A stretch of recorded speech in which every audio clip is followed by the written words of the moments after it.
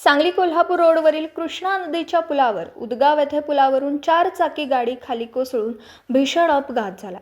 या अपघातात 3 जण ठार तर अन्य 3 गंभीर जखमी झालेत।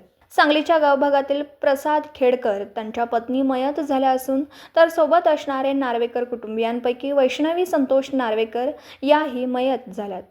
तर समर्जित प्रसाद खेडकर वय वर्ष 7, वरद संतोष नार्वेकर वय वर्ष 19 व साक्षी संतोष नार्वेकर वय वर्ष 42 सर्व राहणार सांगली हे 3 गंभीर जखमी झाल्याची घटना घडली।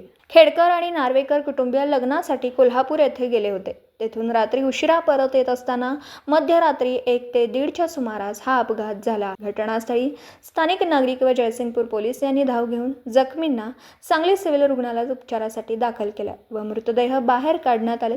दरम्यान याच ठिकाणी आतापर्यंत 3 वेळा 4 चाकी वाहनं कोसळली आहेत अशी माहिती स्थानिक नागरिकांनी दिली। दिवसभरातील घडामोडींचा आढावा घेण्यासाठी पाहत रहा N24 मराठी न्यूज चॅनल।